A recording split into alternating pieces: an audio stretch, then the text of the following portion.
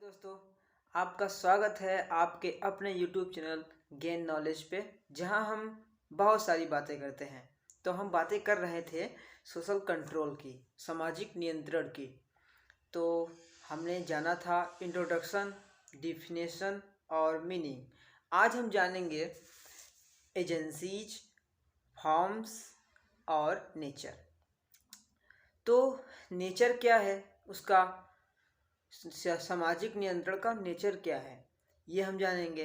और ये जानेंगे मीन्स, एजेंसीज और एजेंट, ये तीनों एक ही चीज़ है। एजेंसी, एजेंट और मीन्स, ये मतलब कि किन किन तत्वों से, किन किन एलिमेंटों से सामाजिक नियंत्रण होता है, तो ये हम जानेंगे। और फॉर्म्स कि उसके टाइप्स कितने हैं। ठीक है, तो आइए शुरू करते हैं नेचर से। तो पहला नेचर इसका यही हो जाएगा कि द इन्फ्लुएंस ऑफ यूनिवर्सल, मतलब कि इस आगे है, it is not a particular concept in any one society but does exist every one society in the entire world. मतलब कि ये किसी विशेष समाज का गुण नहीं है, ये प्रत्येक विश्व के जितने भी समाज हैं, जितने भी सोसाइटी है, उसमें यह पाया जाता है। इसलिए यूनिवर्सल है। यूनिवर्सल का मतलब सब जगह पाया जाने वाला। ठीक है। दूसरा है एशियंट। इसका मतलब कि with the development of human civilization the term of social control evolved. मतलब कि जैसे जैसे मानवीय सभ्यता ने अपना विकास किया, सोशल कंट्रोल ने भी अपना विकास किया है। तो इस प्रकार जिस प्रकार मानव प्राचीन है, उसी प्रकार सोशल कंट्रोल भी प्राचीन हुआ। दूसरा हो गया। तीसरा देखिए, dynamic. It is A not static concept, this is a changeable concept. ये एक चेंजेबल कॉन्सेप्ट है, बदलता रहता है। जैसे कि एग्जांपल दें तो आप समझेंगे कि पहले सती प्रथा होता था, तो पहले सती प्रथा वैध थी। अब क्या है, अब सती प्रथा वैध नहीं है। तो समाज ने इसे अप्रूवल दिया था कि सती प्रथा ठीक है, लेकिन आज के ज़माने में सती प्रथा ठीक नहीं है, इसलिए अप्रूवल नहीं है। इस प्रकार से समाज अपने नागरिकों को कंट्रोल में करता है। तो हम देख सकते हैं कि सोशल कंट्रोल डायनेमिक है। ठीक है, और सारे भी एग्जाम्पल हो सकते हैं, आप सोचिए इस पे तो समझ में आ जाएगा। चौथा हो जाएगा not the aimless. Social control has always a aim, this aim to control, regulate, maintain peace in the society. मतलब कि जो सामाजिक नियंत्रण है, उसका एक एम होता है। और क्या एम होता है? वो एम होता है कि वो समाज का वेलफेयर करे, सोसाइटी को कंट्रोल करे, रेगुलेट करे, मेंटेन करे और समाज में शांति बनाए रखे किसी प्रकार से। ठीक है, उसका एक उद्देश्य है और यही उसका उद्देश्य है। पांचवा है, it is some kind of social influence. मतलब कि सामाजिक दबाव है। मतलब हाँ, तो it is a kind of social influence we does exercise by the society on its individual. ठीक है, मतलब कि ये एक प्रकार का इन्फ्लुएंस है, लोगों को प्रभावित करता है। इन्फ्लुएंस माने प्रभावित करना, लोगों को प्रभावित करता है। किसके द्वारा? ह्यूमन के बिहेवियर को प्रभावित करता है, सोसाइटी के इंडिविजुअल को के बिहेवियर को प्रभावित करता है। तो इस प्रकार से ये क्या हो जाएगा, it is some kind of social influence. पांचवा हो गया। छठा है रेगुलेशन ऑफ बिहेवियर, मैंने पहले ही बताया। सातवां हो जाएगा वेलफेयर ऑफ सोसाइटी, सीधी सी बात है। Influence is exercise for promoting the welfare of the all individual or of the group as whole. मतलब सबका एक समान से वेलफेयर करना ही इसका काम है, सामाजिक नियंत्रण का काम है। ठीक है। आठवां हो जाएगा social control has two ways to act. जो सोशल कंट्रोल है दो प्रकार से कार्य करता है, एक फॉर्मल में और एक इनफॉर्मल में। समझ रहे हैं? तो फॉर्मल में लॉज बना देगा, शिक्षा प्राप्त करा देगा, प्रशासनिक रूप से ये सामाजिक नियंत्रण करता है, और इनफॉर्मल रूप से कस्टम, ट्रेडिशन, इटीसी। ठीक है, तो ये हमारा पूरा हुआ नेचर। आठ नेचर बताया मैंने। अब हम बढ़ेंगे एजेंसी की तरफ, ठीक है। एजेंसी या एजेंट कह लीजिए या मीन्स कह लीजिए, इसका मतलब ये है कि किन किन कारणों से हम सामाजिक नियंत्रण को ला सकते हैं, ठीक है। हम किस किस प्रकार से सामाजिक नियंत्रण को समाज अपने नागरिकों को सामाजिक नियंत्रण में लाता है। आशा है समझ में आया होगा। तो पहला है ला माने नियम कानून। It is a difficult to define law. न्याय को परिभाषित करना कठिन है, लेकिन असंभव नहीं है। Because there are different expect, ये कई प्रकार के एक्सपेक्ट रखता है। Law is a social institution. तो ला एक समाज का सोशल इंस्टीट्यूशन है। मैंने पहले बताया था कि इंस्टीट्यूशन क्या होता है, मैंने पहले के वीडियो में बताया है। इंस्टीट्यूशन ये वो होता है कि समाज कुछ कुछ संस्थाएं बनाता है। उसका यह कार्य होता है कि वो आपस में मिलजुल कर अपनी अपनी आवश्यकताओं को पूरा करें। यही इसी को हम इंस्टीट्यूशन कहते हैं, ठीक है। जैसे कि फैमिली हो गई, एजुकेशन हो गया, लॉ हो गया, एडमिनिस्ट्रेशन हो गया और रिलीजन हो गया। ये सब संस्थाएं हैं, सोशल इंस्टीट्यूशन हैं, जिसके द्वारा मनुष्य अपनी इच्छाओं की पूर्ति करता है, ठीक है। तो सोशल इंस्टीट्यूशन के बारे में बता दिया। It govern the state as well as society. जिस प्रकार यह समाज की को गवर्न करता है, उसी प्रकार स्टेट को भी गवर्न करता है law. Society is expression of legal order. समझ गए। तो लॉ जो है सोशल कंट्रोल को करने में बहुत ही सहायक है। क्योंकि देखिए नियम कानून है कि ट्रैफिक सिग्नल को नहीं तोड़ना है, तो ये लॉ बना है। तो इसके कारण नागरिक डरते हैं और सामाजिक नियंत्रण हो जाता है, ठीक है। अब आगे चलते हैं। आगे है हमारा दूसरा, social control through education. Education शिक्षा। Education institution are the centre of value education. तो मैंने बताया सोशल इंस्टीट्यूशन का ये पार्ट है, एजुकेशन भी है। तो एजुकेशन का मतलब ये नहीं कि किताबी ज्ञान। एजुकेशन का मतलब ये कि वैल्यू एजुकेशन दिया जाए, ठीक है। वैल्यू एजुकेशन, मोरल एजुकेशन, ये सब दिया जाए। किताबी ठीक है, लेकिन जिससे व्यक्ति का विकास हो वो एजुकेशन दिया जाए। Value control the human being. जो वैल्यू है, मोरालिटी है, वो जो मानव के स्वभाव को नियंत्रित करती है। तो एजुकेशन इम्पार्टेड थ्रू, तो स्कूल के द्वारा एजुकेशन दिया जाता है। तो एक प्रकार से हम देख सकते हैं कि शिक्षा भी सोशल कंट्रोल करने में सहायक है। तीसरा है कोरेशन, जिसे कह लीजिए force or coercion used in the society for controlling behaviour of people including the punishment. भय बिन होत न प्रीत। समझे हैं। भय दिखाकर क्या सामाजिक नियंत्रण कराया जाता है, सीधी सी बात है।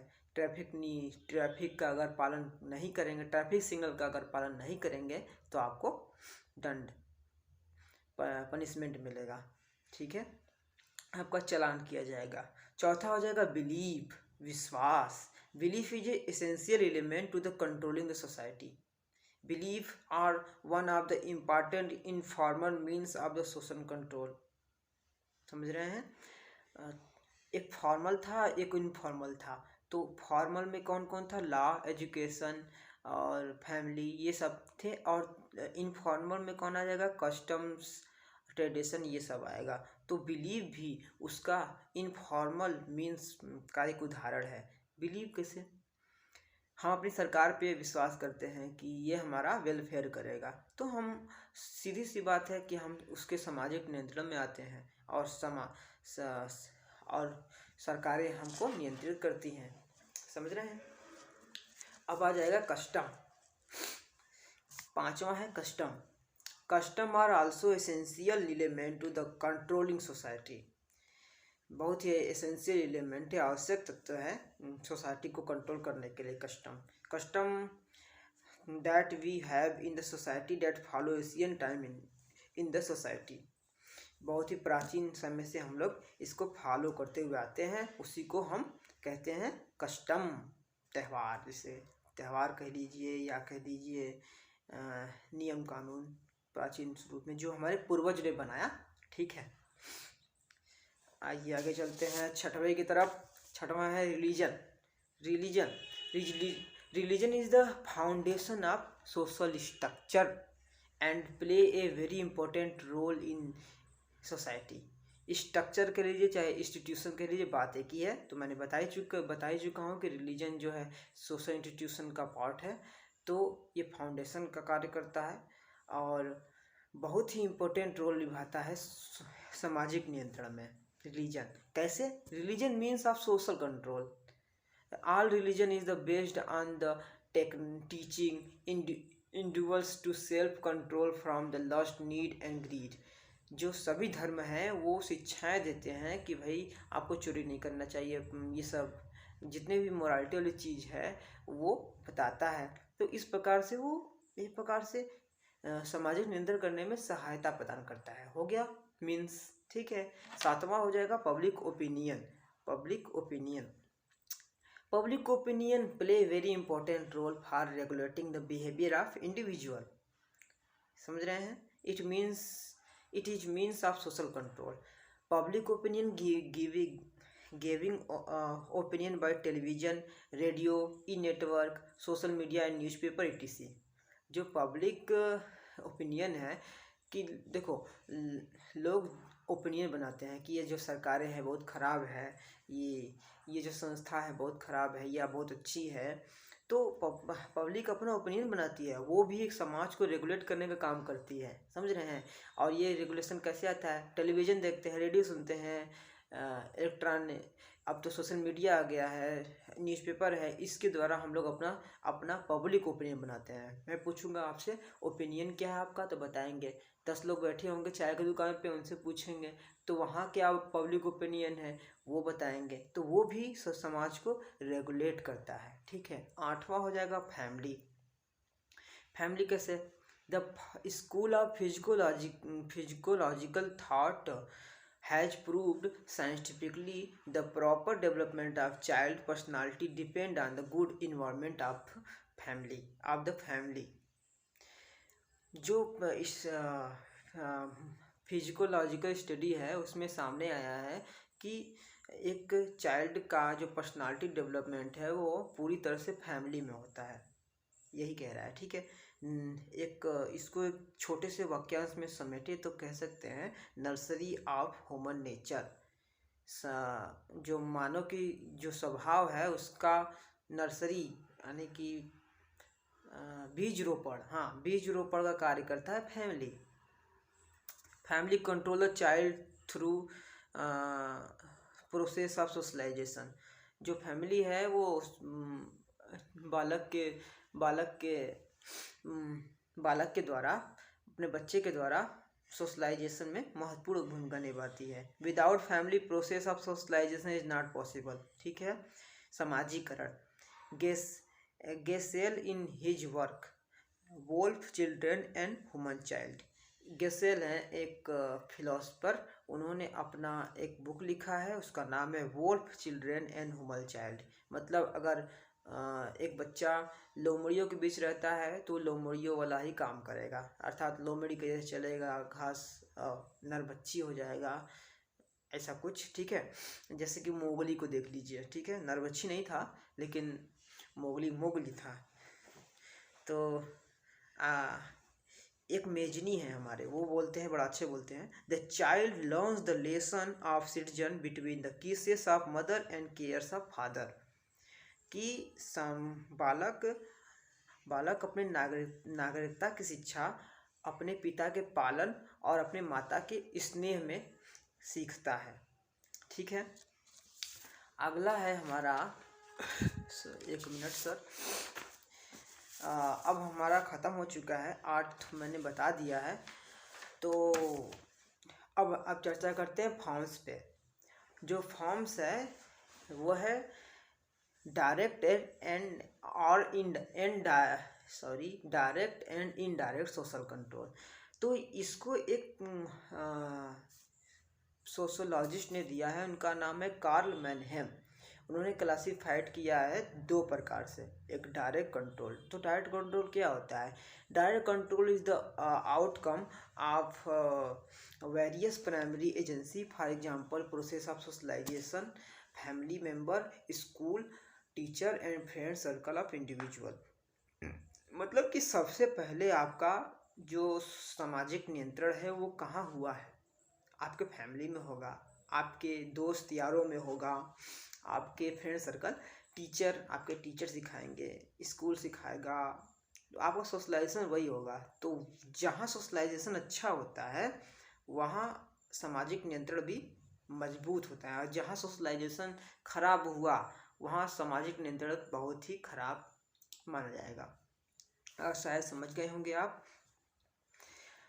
दूसरा जो था इनडायरेक्ट कंट्रोल था, जो कार्ल मैनहेम ने दिया है। कहते हैं indirect control means that some social norms individual internalize unknowingly in unnoticed way, for example tradition, school value, customs, religion, opinion etc। मतलब कि कुछ सामाजिक नियंत्रण दिखते नहीं हैं। जो ऊपर वाला डायरेक्ट कंट्रोल था वो दिखता था, और ये जो इनडायरेक्ट कंट्रोल है उस ये नहीं दिखता है। जैसे देख लीजिए ट्रेडिशन हम फॉलो करते हैं, नहीं दिखता है, मतलब फॉलो करते हैं वो हैबिट में हमारे। स्कूल वैल्यू आते हैं तो आ जाते हैं, ठीक है। कस्टम्स वही बात, रिलीजन हम रिलीजन को फॉलो करते हैं, ओपिनियन अपना किसी भी बात को आप सुनेंगे तो अपना एक ओपिनियन बनाते हैं। कैसे बनाते हैं? ये इनडायरेक्ट कंट्रोल है, ठीक है। वो पब्लिक ओपिनियन क्या था? इनडायरेक्ट कंट्रोल था। दूसरा है positive and negative social control. इसको दिया है किम्बाल यंग ने, और क्लासीफाई किया है दो प्रकार से, पॉजिटिव कंट्रोल और नेगेटिव कंट्रोल। पॉजिटिव कंट्रोल में क्या है? Positive control means individual of good quality are highly appreciate by the society. मतलब कि कुछ ऐसे कार्य होते हैं जिसको समाज बड़ी ही एप्रिसिएट करता है, जैसे social recognition, fame, respect etc। वो अपने इंडिविजुअल को प्रदान करता है। अगर आप अच्छा कार्य करेंगे तो आप पुरस्कार के काबिल रहेंगे, अगर खराब काम करेंगे तो दंड के काबिल रहेंगे। तो वही है। अब दूसरा वहाँ नेगेटिव था, नेगेटिव कंट्रोल, तो उसमें ठीक यही है। Negative social control means individual behaviour that is regulated by society, anti social act. Anti social act, इस बात को पकड़िएगा। Harmful for society and should not be respect in future based. मतलब कि इसमें अप्रिसिएट नहीं करता, अगर आप गलत काम करेंगे तो आपको दंड दिया जाएगा। जैसे कि डिफेमेशन, डिफेमेशन माने क्या होता है? अपमान, डिफेमेशन, ठीक है। अनादर, क्रिटिज्म, रेडिक्यूल, एक्स्ट्राडिक्शन फ्रॉम कास्ट, अपने जाति से बाहर निकाल देते हैं। ये सब है दंड के प्रकार, नेगेटिव कंट्रोल के प्रकार हैं। आप समझ गए होंगे, लिख लीजिएगा, नोट डाउन कर लीजिएगा। तीसरा है फॉर्मल एंड इनफॉर्मल कंट्रोल। इस पर तो हमने बात कर लिया है, और इसको दिया है बोगार्डस ने, और दो प्रकार से बांट दिया। फॉर्मल, फॉर्मल में कौन? एजुकेशन, फैमिली, लॉज, रिलीजन, और क्या क्या क्या क्या, और army, jail, penal code, government, police, ये सब आता है फॉर्मल सोशल कंट्रोल, जो दिखता है। पुलिस हमें कंट्रोल करती है, आप देखते हैं, ठीक है। और इनफॉर्मल सोशल कंट्रोल में क्या है?